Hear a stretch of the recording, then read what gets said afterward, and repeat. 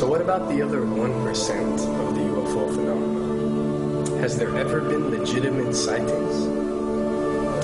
As promised, we're going to cover this 1% in a future episode. But I'll share with you something a wise man once shared with me. Before we should start focusing on dealing with problems outside our world, we should first focus on solving the problems within our world. And before you can start solving problems within your world, you first have to solve problems within yourself and within your surrounding environment of family and friends. So basically what I'm trying to say is that we have priorities that we need to focus on first and foremost so we can successfully build our lives and our minds.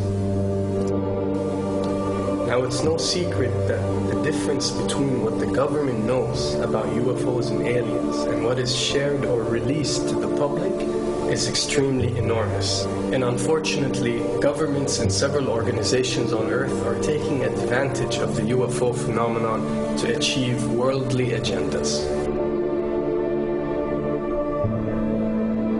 So why do we see particle beams, huge ones, firing at things that are, you were saying 200,000 Gs? Yep. I mean, go over that. Well, because I think it's part of a test for if there are bad guys out there. Or maybe they're doing preparations for factions. We may be looking at more than one faction. Remember, these groups tend to fragment. They fractally fragment so that you have wars within wars within wars. You know. But why would NASA release that footage? Well, remember, you've got all the good guys in NASA, and then you've got a few who are not good guys.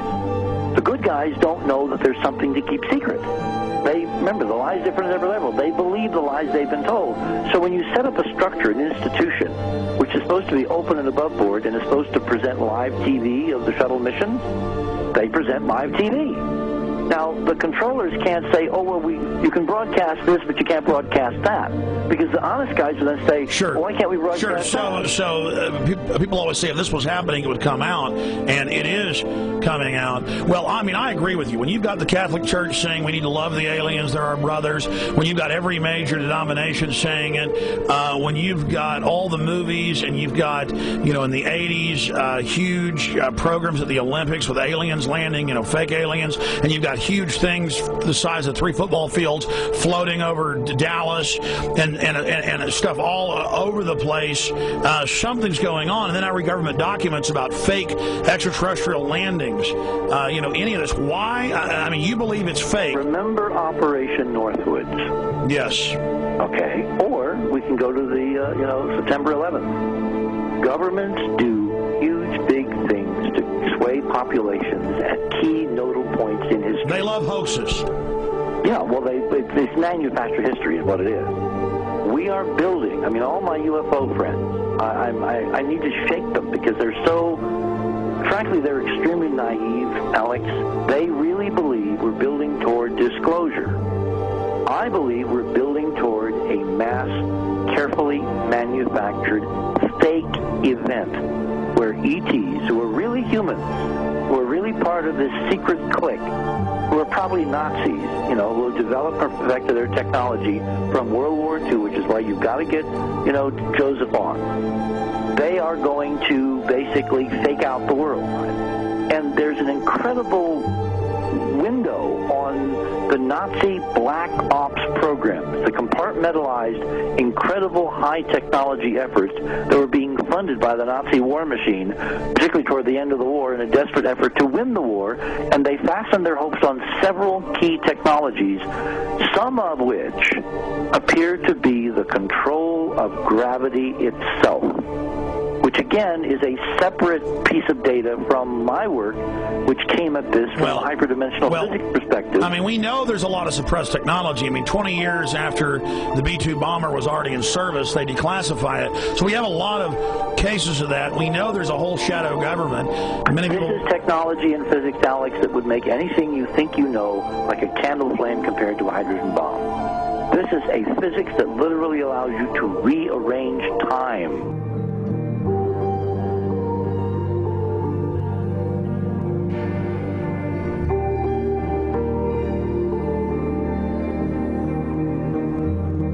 But I mean, imagine you've got all these compartments in these pyramids, pyramids within pyramids of compartmentalization. That's why that's the New World Order symbol. And I mean, we don't know what they've got because they are so secret. We know they lie so much. We just know it's advanced. Mainline scientists say they're 30 years advanced. So Richard C. Hoagland, what I'm saying to you is, I'm entertaining what you're saying. I respect you. I think you're a great guy. My only issue is, like you said, dealing with what we know they could be up to. The fact, Alex, we have done experiments. We have our own data. We have experiments now from the Soviet Union. 30, 40 years when the Iron Curtain came down, you know, when Glasnost finally prevailed, a huge amount of stuff was declassified from the KGB as well. And we now have put this data together. We not only know what the physics is, we know what it can do, we know what it's based on, we know how to make it work. We've seen in our own experiments ample evidence. We've seen experiments across the American landscape and even in Europe that vindicate various parts of this.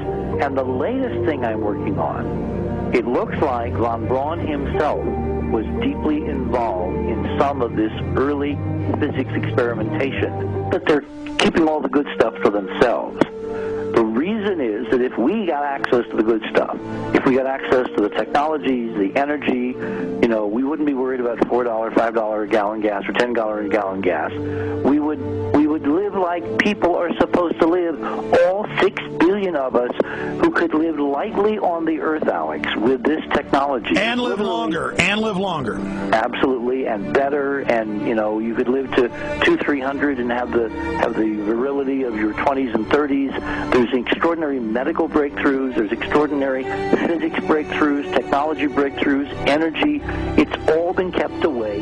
Think about it. We're already on a planet hurtling through space, all these wonders around you, and you've been taught it's bizarre to question, and that's because there's so many kooks in the alternative movement who do talk about ridiculous, you know, Hollywood-style green men, instead of really looking at the shadow government and all these crazy secret societies that are admittedly running NASA and the shadow government. Well, ladies and gentlemen, during this talk that I'm going to give you, I'm going to explain to you the history of this phenomenon, who the secret government really is, and I will name them by name, the beginning group, the study group. I will tell you who they are today. I'm going to tell you what this is all about. I'm going to tell you who's selling drugs to your children, and I'm going to tell you why the United States government is afraid for you to find out what the truth is regarding UFOs.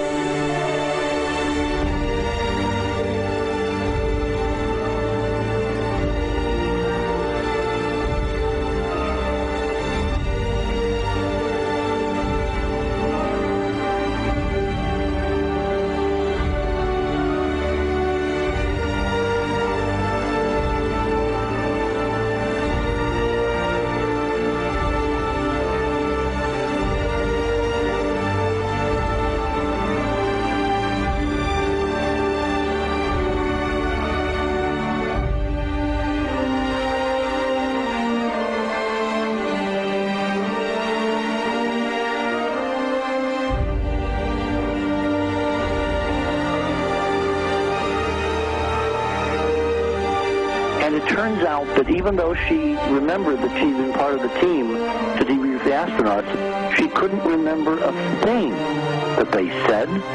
She couldn't remember why she no longer was working with NASA. She couldn't remember. In other words, her memory lapses were enormous, and I don't think they were feigned, because we now found the same pattern in all the flight crews.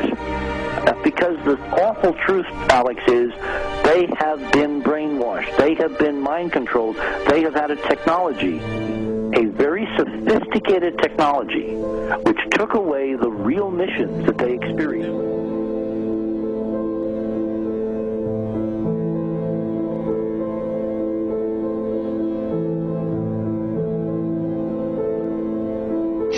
Sorry.